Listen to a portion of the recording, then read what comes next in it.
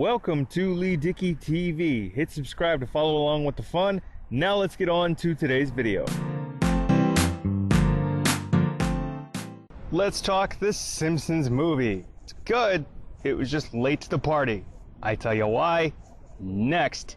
So I want to give you my thoughts on the Simpsons movie, having just watched it again recently. It was just on over-the-air TV, and I just figured let's tune in for a couple hours, because I haven't seen the movie in a long time, even though I have it on DVD and have access to Disney Plus and can watch it basically whenever I want to. I just haven't watched it in a good long while. But it was on over-the-air TV, and I figured let's tune in. So if you know the premise to the Simpsons movie, I think it was released when the show was, I think, right at the end of season 18, which would have been 2007. I think it was season 18, because I was about 18 years old when I saw the movie in the theater with some friends. And it's, I mean, I thought the movie was good. It had a good plot. Just simple. It was basically an extended Simpsons episode, but I just thought, probably like a lot of people, that the movie was released very late in the show's run. Now, had it, say, been released around seasons 8, 9, 10, it probably would have had, say, a bigger impact. Not that the movie didn't have a big impact to begin with. Like, the premise is, Springfield is sort of like #1 in pollution, and that's not necessarily a good thing, where they have Green Day playing at the beginning of the movie, and the pollution from the lake is eating away at the barge that they're playing on, and they sink right into the lake and basically drown, which, boo-hoo-hoo. It's unfortunate. Like, I love Green Day, but, you know, that's how it kicks off pretty much. And Mayor Quimby basically has this edict and passes into law that no more dumping in the lake, just because we don't want to have this tip over the breaking point. And Homer kind of has been insensitive or ignoring Bart. Bart gets in trouble because he skates naked to Krusty Burger because they're playing dares on each other, Homer and Bart are. And it just sort of takes off from there. Like, Homer is sort of non-existent when it comes to Bart and his feelings, if you will, and Ned is very attentive, and Bart sees the good side of what a father should be, and then he's got Homer because they're father and son, obviously.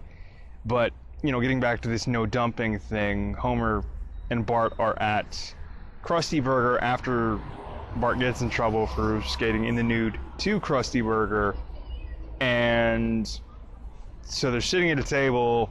Bart's not happy, and Krusty's shooting a commercial for a sandwich, and there's a live pig in the background. And so they shoot this commercial. Krusty goes, "Great, good, cut, print, kill the pig." And Homer's like, "You can't kill him if he's wearing people clothes." So the pig then jumps off the table, runs to Homer, and Homer basically adopts the pig. So Homer adopts the pig, names him Spider Pig, aka Harry Plopper, and he lives with the Simpsons in the house. Now, his relationship with Bart becomes more and more strained over the course of the film, and they run away to Alaska after Homer ignores the no dumping rule when Lenny calls him because Lord Landonis was shut down by the health inspector, and they were giving away free donuts.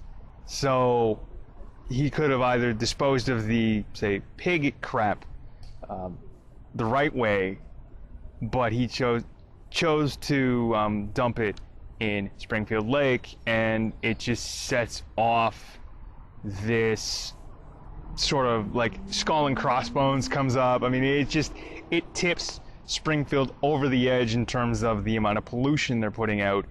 And the White House gets involved, and you have President Schwarzenegger and Russ Cargill, who is the head of the EPA, and it sort of just starts from there, where Russ Cargill, who's played by Albert Brooks, who's made several appearances on The Simpsons itself. I think he was it Hank Scorpio when The Simpsons moved to Cypress Creek? I think that was him. I'm sure he's made other appearances as well. I mean, I've looked at his sort of filmography when it comes to The Simpsons. I think it's 8 episodes he's been in over the years, like over the series run. So, you know, Russ Cargill is the head of the EPA, and he basically chooses, because Springfield is like the most polluted town in the world or on the planet, he decides to put them in a dome. So now they are trapped in a dome, and they're trying to figure out basically how to exist and or like how to get out.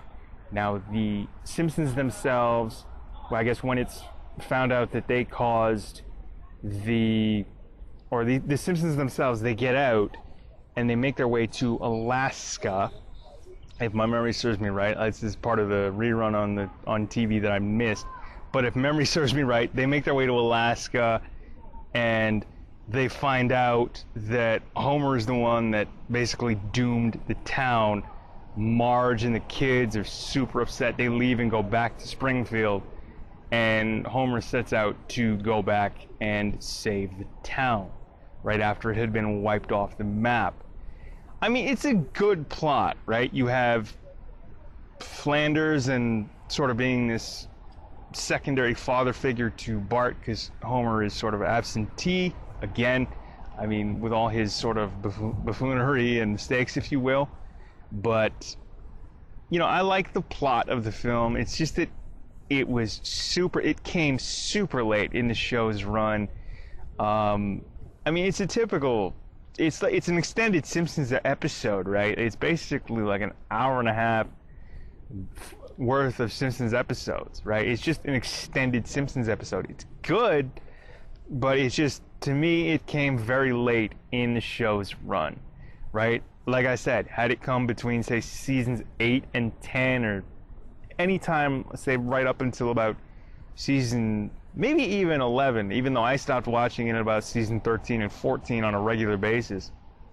If it had come in the earlier years of The Simpsons, maybe it would have had a bigger impact. Like, I'm sure a lot of people like the movie, love the movie. Like, I like the movie. It's great. I like the fact that they finally got a movie, even though fans have been saying that forever, right? And they finally managed to release one.